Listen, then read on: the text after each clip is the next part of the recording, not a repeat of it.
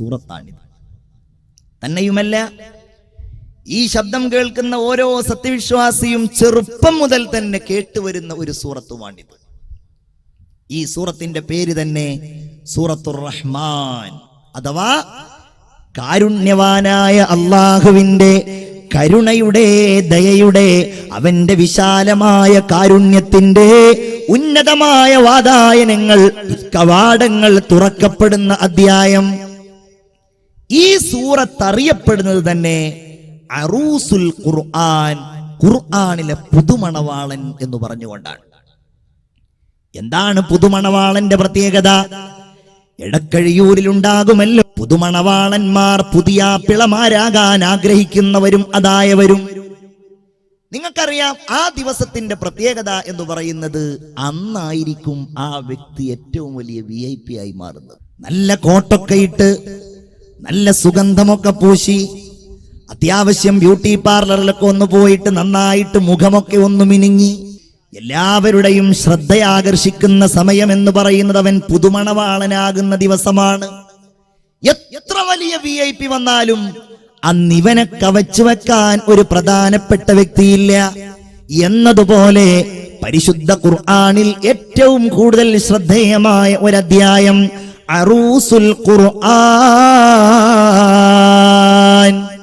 എന്നാണ് ഈ സൂറത്ത് അറിയപ്പെടുന്നത്. ഈ സൂറത്തിന്റെ തുടക്കവും ഒടുക്കവും ആർക്കും കാണാതെ അറിയില്ലെങ്കിലും ഒരായത്ത് നിങ്ങൾക്ക് എല്ലാവർക്കും അറിയാം. ഫബിഅയ്യി ആലാഇ റബ്ബികുമാ തുകദ്ദിബാൻ. 31 തവണയാണ് അല്ലാഹു തആല അത് ചോദിക്കുന്നത്. എന്താണ് ആ ചോദ്യത്തിന്റെ അർത്ഥം? അല്ലാഹു നൽകുന്ന നർഗമാം നന്മകൾ ആവുമോ നിങ്ങൾക്ക് തള്ളിപ്പറയുവാൻ?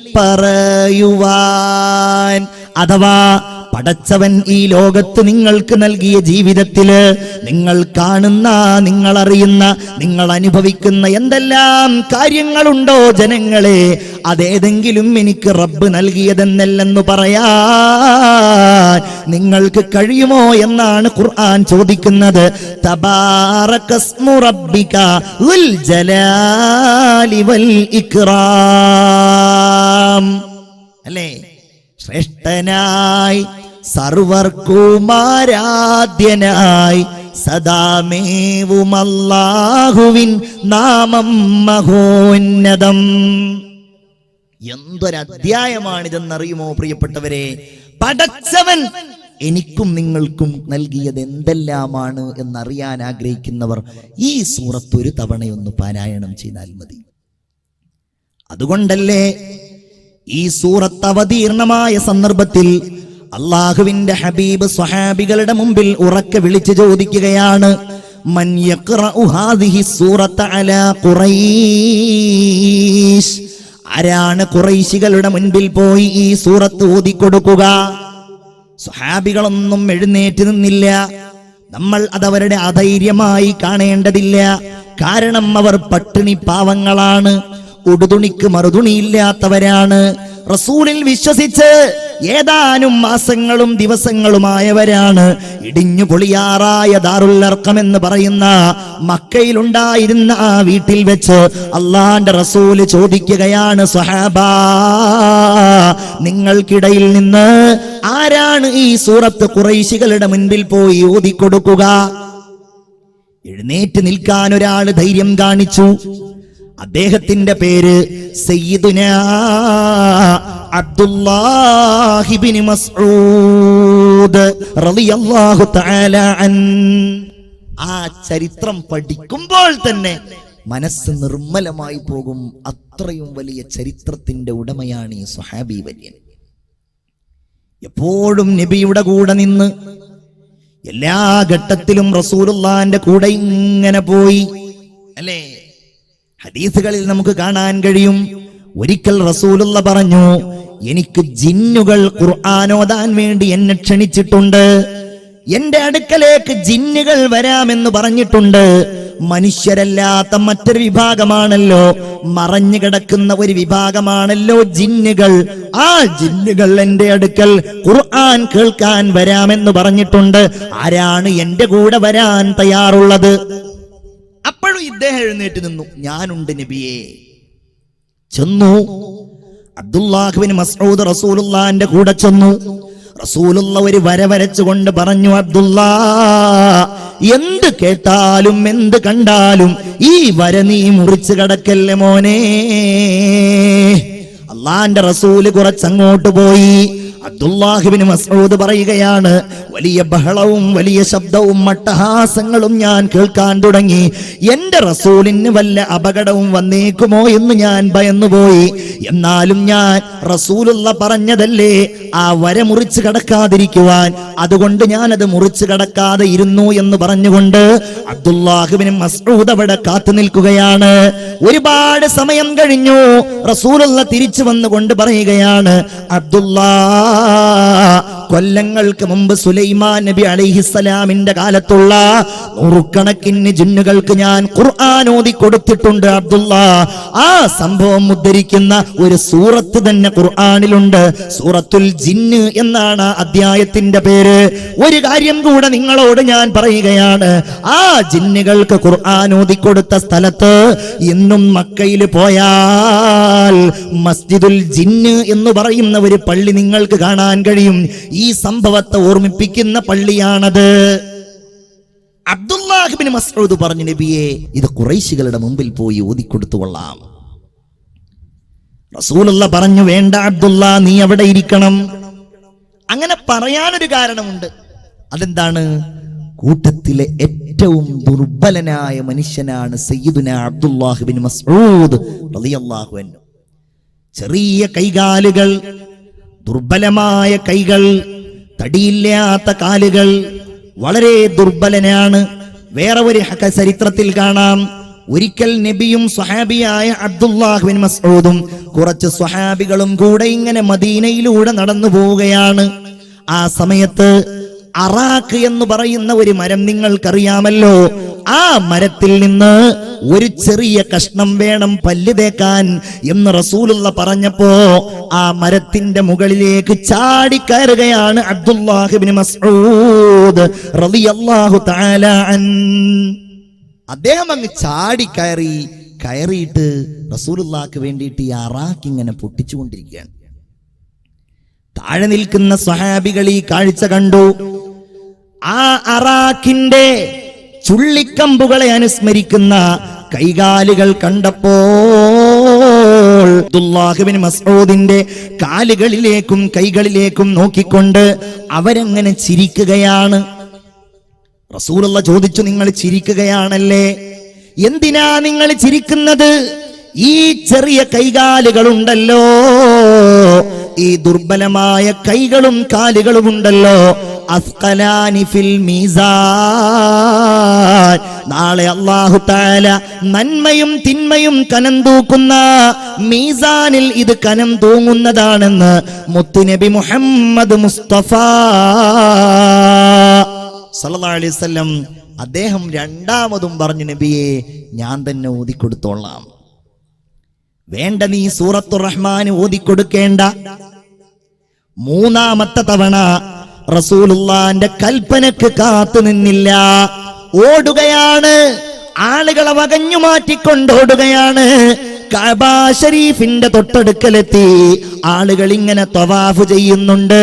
ഖുറൈശി പ്രമുഖന്മാര് വല്ലാതെ കൂട്ടം കൂടി സ്വറ പറയുന്നുണ്ട്. അബ്ദുല്ലാഹിബ്നു മസ്ഊദ് നേരെ അങ്ങ് ചെല്ലുകയാണ്. താൻ ചെറിയ മനുഷ്യനാണെങ്കിലും കഴിയുന്നത്ര ഉയർച്ചയിൽ നിന്നുകൊണ്ട് കഅബ ശരീഫിന്റെ ഖില്ലയിൽ ചാരി നിന്നുകൊണ്ട് അബ്ദുള്ള ഓതുകയാണ്, അർ-റഹ്മാനു അല്ലമൽ ഖുർആൻ.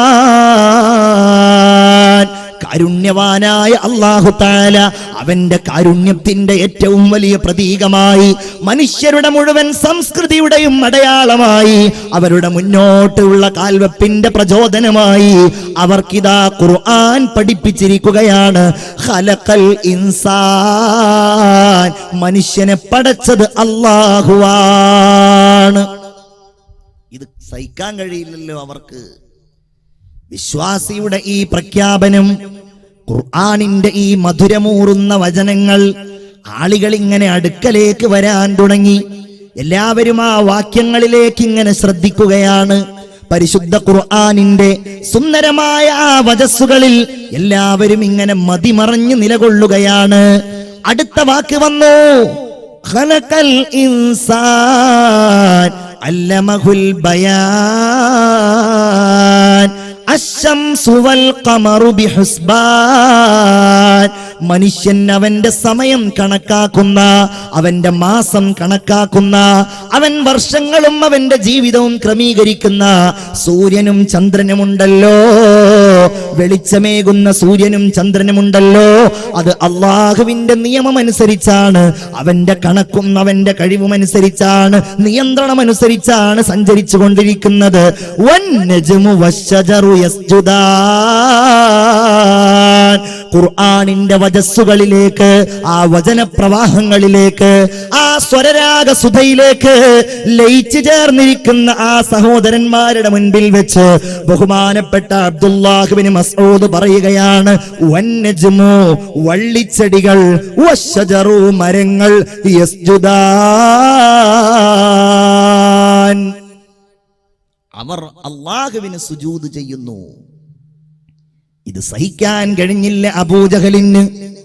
അവൻ ഓടി വന്നു എന്ന് മാത്രമല്ല, ചെറിയ മനുഷ്യനും ദുർബലനുമായ ഈ പാവപ്പെട്ട സ്വഹാബിയെ കഠോരമായി അവൻ മർദ്ദിക്കുകയാണ്. തന്റെ സർവശക്തിയും ഉപയോഗിച്ചുകൊണ്ടവൻ അടിക്കുകയാണ്. അടികൊണ്ട ചെറിയ മനുഷ്യൻ വേദനാജനകമായ ശബ്ദത്തോടെ അദ്ദേഹം അങ്ങ് വേച്ച് നിലത്ത് വീഴുകയാണ്. നിലത്ത് വീണപ്പോ രണ്ട് ചെവിയും പൊത്തിപ്പിടിച്ചുകൊണ്ട് ബഹുമാനപ്പെട്ടവർ എഴുന്നേൽക്കുകയാണ്. ചെവി പൊട്ടി ഒഴുകുന്നുണ്ട്, രക്തം ഒഴുകുന്നുണ്ട്. ആ ചെവിയും പൊത്തിപ്പിടിച്ചുകൊണ്ട് ഇലാ ഹളറത്തി റസൂലില്ലാഹ്, അള്ളാന്റെ റസൂലിന്റെ അടുക്കലേക്ക് വരികയാ. ഹബീബായ റസൂലേ, എന്നെ അബൂജഹൽ അടിച്ചു നബിയേ. എല്ലാവർക്കും വലിയ സങ്കടമായി, എല്ലാവർക്കും വലിയ ദുഃഖമായി. അബൂജഹൽ വല്ലാതെ മർദ്ദിച്ചിരിക്കുന്നുവല്ലോ, പകരം ചോദിക്കാൻ ഞങ്ങളുടെ അടുക്കൽ ശക്തിയില്ലല്ലോ. അതാ നസലൽ അമീനു മലക്ക് ജിബ്രീൽ അലൈഹിസ്സലാം ഇറങ്ങി വന്നുകൊണ്ട് അള്ളാഹുവിന്റെ റസൂലിന് സന്തോഷ വാർത്ത അറിയിക്കുകയാണ്. യാ റസൂലല്ലാഹ്, നിങ്ങൾ പേടിക്കേണ്ടതില്ല നബിയേ. ഇതിന് പകരം ഉണ്ടാകുന്ന ഒരു ഘട്ടം ഏതാനും സമയത്തിനകം നമുക്ക് വന്നു വരാൻ പോവുകയാണ്, നമ്മുടെ ഇടയിൽ സംജാതമാകാൻ പോവുകയാണ്. ഞാൻ ആ ചരിത്രം ചുരുക്കുകയാണ്. കാലം കടന്നുപോയി, ബദർ യുദ്ധം വന്നു. ബദറിന്റെ പോർക്കളത്തില് അബ്ദുല്ലാഹ് ഇബ്നു മസ്ഊദ് അന്വേഷിച്ച് നടക്കുകയാണ്. എവിടെയാണ് എന്നോട് ക്രൂരമായി പെരുമാറിയ അബൂജഹൽ, എന്റെ ഹബീബായ നബിയെ മർദ്ദിച്ച, റസൂലുള്ളാഹിക്കെതിരെ അക്രമങ്ങൾ അഴിച്ചുവിട്ട അബൂജഹൽ എവിടെയാണ്? അങ്ങനെ അന്വേഷിക്കുമ്പോഴതാ രണ്ട് ചെറിയ കുട്ടികൾ മുആദും മുഅവ്വിദും അവർ അബൂജഹലുമായി യുദ്ധത്തിലേർപ്പെട്ടിരിക്കുകയാണ്. തന്റെ കയ്യിലുണ്ടായിരുന്ന കുന്തം അങ്ങാഞ്ഞെറിഞ്ഞു. അബൂജഹൽ അങ്ങ് നിലത്ത് വീണു. നിലത്ത് വീണ ഇവന്റെ നെഞ്ചത്ത് കയറി നിൽക്കുകയാണ്. നിന്നെ ഞാൻ കൊല്ലാൻ പോവുകയാണ്. ഇസ്ലാമിന്റെ ഏറ്റവും വലിയ ശത്രു, അള്ളാഹുവിനെ അറിയാമായിരുന്നിട്ടും അംഗീകരിക്കാത്തയാൾ, ഇസ്ലാമിൽ വിശ്വസിച്ചു എന്ന ഒറ്റ കാരണത്താൽ എത്രയോ പാവപ്പെട്ട സ്വഹാബികളെ വല്ലാതെ ക്രൂരമായി മർദ്ദിച്ച, കത്തിക്കാളുന്ന സൂര്യന്റെ ചൂടില് മരുഭൂമിയിലൂടെ വലിച്ചെടുത്ത് നെഞ്ചത്ത് വലിയ വലിയ പാറക്കല്ലുകൾ കയറ്റി വെക്കാൻ മടി കാണിക്കാതിരുന്ന, കാരുണ്യത്തിന്റെ കണ്ണീരിന്റെ ഒരംശം പോലും കണ്ണുകളിൽ തെളിഞ്ഞു വരാതിരുന്ന അബൂജഹൽ ലഅനത്തുല്ലാഹി അലൈഹി അബ്ദുല്ലായോട് പറയുകയാണ്, അബ്ദുല്ലാ, എന്നെ നീ അറുക്കുകയാണല്ലേ, എന്നെ നീ കൊല്ലുകയാണല്ലേ? അതേ, നിന്നെ ഞാൻ കൊല്ലുകയാണ്. എന്നാൽ അതിനു മുമ്പ് ഒന്ന് രണ്ട് കാര്യങ്ങൾ പറയാനുണ്ട്. ഒന്നെന്താന്നറിയോ? നിന്റെ പ്രവാചകനായ മുഹമ്മദിനോട് നീ പറയണം, എന്റെ ജീവിതത്തിൽ എനിക്ക് ഏറ്റവും വെറുപ്പുണ്ടായ ആള് നിന്റെ പ്രവാചകനായ മുഹമ്മദാണ്. രണ്ടാമത്തെ കാര്യം, എന്റെ കഴുത്ത് നീ മുറിക്കുമ്പോ എന്റെ കഴുത്തിന്റെ താഴെ നിന്ന് നീ മുറിക്കണം അബ്ദുല്ലാ. എന്തുകൊണ്ടെന്നാൽ കഴിഞ്ഞാൽ എന്റെ നീണ്ട കഴുത്ത് കണ്ട് എന്റെ മുഖം കണ്ടിട്ടെങ്കിലും നിന്റെ പ്രവാചകനായ മുഹമ്മദ് ഒന്ന് ഞെട്ടട്ടെ. എന്റെ പ്രിയപ്പെട്ടവരെ, അബ്ദുല്ലാഹിയുടെ മനസ്സിൽ ദേഷ്യം ഇരച്ചു കയറി തന്റെ വാളെടുത്തുകൊണ്ട് അബൂജഹലിന്റെ തല മുറിക്കുകയാ. എന്നിട്ടാ മുറിച്ച തലയെടുത്തുകൊണ്ട് റസൂലുള്ളാഹിക്ക് കാണിച്ചു കൊടുക്കാൻ കൊണ്ടുപോകാൻ നോക്കുമ്പോ തന്റെ കയ്യിലത് പൊങ്ങുന്നില്ല. എന്ത് ചെയ്തെന്നറിയുമോ? കാലങ്ങൾക്ക് മുമ്പ് തന്റെ ചെവി പൊട്ടിച്ചില്ലേ എന്നതുപോലെ വാളെടുത്തുകൊണ്ട് ചെവിയിലൂടെ ഒരു ദ്വാരമുണ്ടാക്കി. ആ ദ്വാരത്തിൽ ഒരു കയറിട്ടു. ആ തലയിങ്ങനെ വലിച്ചുകൊണ്ട് ശത്രുക്കളുടെ ഏറ്റവും വലിയ നേതാവായ, മനുഷ്യന്റെ ശത്രുവായ, മൃഗങ്ങളുടെ ശത്രുവായ, ഒരാളോടും കാരുണ്യത്തോടെ പെരുമാറാത്ത, എല്ലാവർക്കും ഏറ്റവും വലിയ അന്ധകനായിരുന്ന ഈ അബൂജഹലിന്റെ തലയും വലിച്ചുകൊണ്ട് ഇലാ ഹളറത്തി ഹബീബില്ലാഹ്, അല്ലാഹുവിന്റെ റസൂലിന്റെയും സ്വഹാബികളുടെയും അടുക്കലേക്ക് വരികയാണ്. എല്ലാവർക്കും വലിയ സന്തോഷം, ആവേശം. എല്ലാവരും തക്ബീർ മുഴക്കിക്കൊണ്ട് അബ്ദുല്ലാഹ് ഇബ്നു മസ്ഊദിനെ സ്വീകരിച്ചു. എല്ലാവരും ഇങ്ങനെ സ്വീകരിച്ചിരിക്കുമ്പോ നബിയോട് ഈ കാര്യം പറയുകയാണ്. യാ റസൂലല്ലാഹ്, ഇവൻ മരിക്കുന്ന വേളയിൽ ഇങ്ങനെ പറഞ്ഞു നബിയെ, അവൻ ഏറ്റവും ദേഷ്യമുള്ളത് അങ്ങയോടാണ്. അങ്ങ് പേടിക്കാൻ വേണ്ടി അവന്റെ കഴുത്ത് താഴെ നിന്ന് മുറിക്കാനും അവൻ പറഞ്ഞു നബിയേ. അല്ലാഹുവിന്റെ റസൂൽ അതിന് പറഞ്ഞ മറുപടി നമ്മയൊക്കെ വല്ലാതെ ചിന്തിപ്പിക്കേണ്ടതാണ്. ലോകത്തിന്റെ നേതാവ്, സ്വർഗത്തിന്റെ ഉദ്ഘാടകൻ മുത്തുനബി മുഹമ്മദ് മുസ്തഫ സല്ലല്ലാഹു അലൈഹി വസല്ലമ തങ്ങൾ പറയുന്നത് എന്തൊരു പരീക്ഷണമാണ്. ഫിർഔനി